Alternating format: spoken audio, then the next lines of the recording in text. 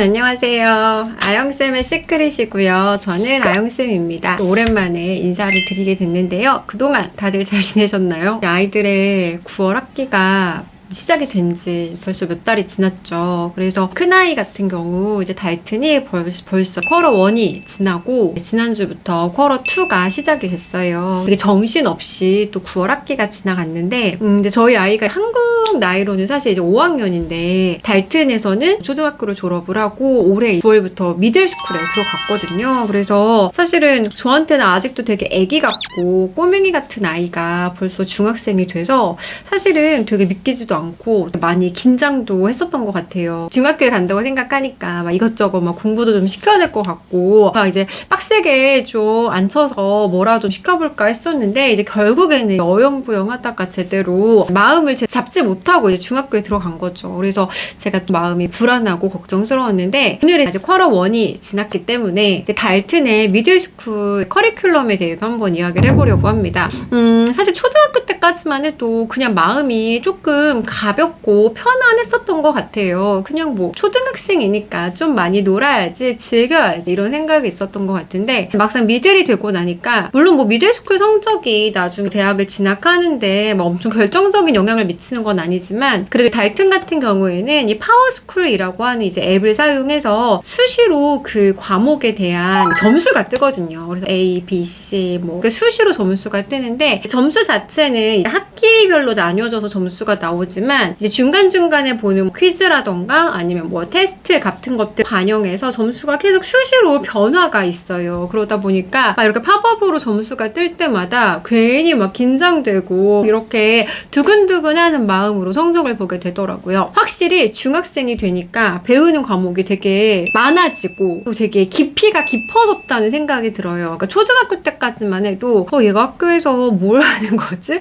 하루 종일 놀다 오나? 약간 이런 생각을 사실은 좀 했었던 적이 많았는데 확실히 중학생이 되니까 배우는 것도 많고 뭐 하는 것도 많고 또 프로젝트도 굉장히 많고 과제도 많고 그리고 테스트도 뭐 퀴즈도 굉장히 많아요. 그러다 보니 아이가 엄청 분주하고 바쁘게 시간을 쪼개가면서 지내고 있습니다. 미들스쿨에서 6학년이 첫 번째 학년인데 배우는 과목은 뭐 일단 잉글리쉬 배우고 그다음에 뭐 math, 그다음에 social study, science, 그다음에 Korean, music, art, PE, 뭐 Spanish 이렇게 9개의 과목을 배우고 있어요. 일단 이제 English 같은 경우에는 그냥 뭐 우리가 흔히 생각하는 reading and writing이라고 생각하면 될 것 같아요. 따로 교과서가 있는 건 아니고 이제 reading은 선생님이 따로 이렇게 이제 정해주신 책을 이제 읽는 형태고 writing은 뭔가 이제 글의 종류나 주제를 선생님이 정해주시면 그거에 맞게 이제 포맷에 맞춰서 글을 쓰면서 수업이 진행되는 거다 라고 생각을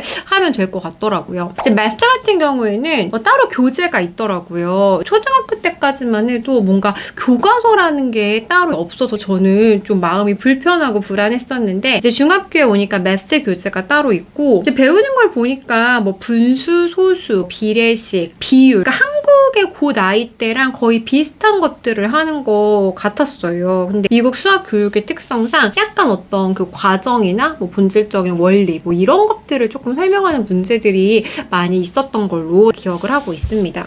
그 소셜 스터디는 사실 저희 아이가 되게 어려워하는 과목이에요. 그래서 저희 큰아이가 주변 사회 현상에 대해서 호기심이 많은 막 이런 스타일이 아니어가지고 관련한 책을 그렇게 막 많이 읽지를 않아서 쿼터 1 점수도 상대적으로 사회가 점수가 잘 안 나왔더라고요. 근데 지금 배우는 거를 보니까 Comparative Asian Study를 배우더라고요. 여기에 Geography도 더해지고 문명의 발생, 아시아 역사와 관련된 것들이 막 같이 더해지면서 아이들이 되게 힘들어하고 어려워한다고 이번 컨퍼런스를 갔더니 선생님이 말씀을 하시더라고요. 그래서 6학년 때는 이렇게 아시아의 역사, 지리, 문명 이런 것들을 배우고 7학년으로 올라가면 이제 뭐 Early Modern History를 배우고 8학년으로 가면 Modern World History를 배우고 이런 식으로 카테고리가 달라진다고 해요. 우리나라 같은 경우에는 한 학년에 사회의 여러 가지 분야를 조금씩 배운다면 달튼 경우에는 어떤 하나의 토픽을 딱 정해놓고 그걸 한 학년 동안에 쫙 계속 관련한 내용들을 한 학년 동안 쫙 배워 배우는 시스템이더라고요. 과학도 약간 그런 게 보통 이제 물화생지를 한 학년에 조금씩 배우고 학년이 올라가면 그걸 좀 더 딥어하게 배운다라고 우리가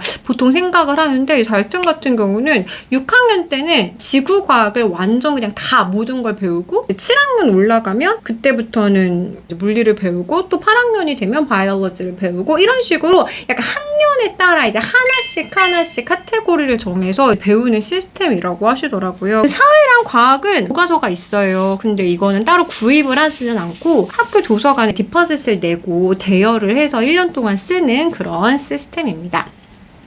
이제 나머지 과목은 음악, 미술, 체육, 그냥 뭐 이제 아이들이 너무 좋아하는 음미체고요. 약간 복병이 스페니쉬인데 이게 비기닝 스페니쉬이긴 한데 저희 아이가 본격적으로 배운 게 처음이라 되게 어렵다고 하더라고요. 당연히 이제 언어기 때문에 외울 것도 많고 또 이제 공부해야 될 게 되게 많은데, 이제 달트는 차이니즈랑 스페니쉬 중에 하나를 선택해서 들을 수 있고, 근데 저희 아이는 스페니쉬를 선택을 했고 비기닝 수준으로 지금 듣고 있습니다. 달트는 초등학교보다는 중학교보다는 고등학교가 인원이 점점 이제 많아지는 시스템이에요. 이제 위로 올라가면 올라갈수록 커리큘럼이나 교사진이나 이런 것들이 훨씬 더 좋고 우수하다라고 알려져 있는데, 정말 그런 것 같은데 저희 아이의 만족도가 굉장히 높아졌어요. 그리고 학교에도 되게 적극적으로 활동에 참여하는 모습들이 보이고, 받아오는 점수나 컨퍼런스 데이 때 선생님들이 하시는 말씀이 긍정적인 말씀들을 많이 해주셔서 이 미들스쿨이 진짜 좋다고 하던데 그게 다 아이들을 열심히 할 수 있게끔 계속 잘한다 북돋아주고 또 스스로 할 수 있는 과제나 커리큘럼들을 부여하는 것들이 좀 아이에게는 스스로 되게 많이 모티베이트가 되는 것 같다라는 그런 생각을 많이 하게 됐던 것 같습니다. 그리고 학교에서 공부 외에 워낙 다양한 프로그램이나 활동들이 많다 보니까 나도 이런 학교 다니고 싶다, 너무 좋다 막 이런 생각이 들면서 이런 학교에 다니는 아이들이 학교 생활이 너무 재밌을 수밖에 없겠다 이런 생각을 좀 했던 것 같습니다. 오늘은 달튼 외국인 학교의 그 미들스쿨 이제 커리큘럼에 대해서 한번 알아봤고요. 이제 어떤 과목들을 배우는지 또 점수가 어떤 식으로 산출이 되는지에 대해서 간단하게 말씀드려봤습니다. 아직 쿼터 1밖에 지나지 않았지만 이제 조금 시간이 가면 갈수록 뭔가 달튼만의 독특한 시스템이나 커리큘럼이 눈에 보인다면 제가 또 다시 한번 소개해드리는 시간을 가져보도록 할게요. 자, 오늘 저의 영상이 도움이 되셨다면 구독과 좋아요 함께 눌러주시고요. 저는 다음에 좀 더 시크릿한 영상으로 돌아오도록 하겠습니다. 뿅!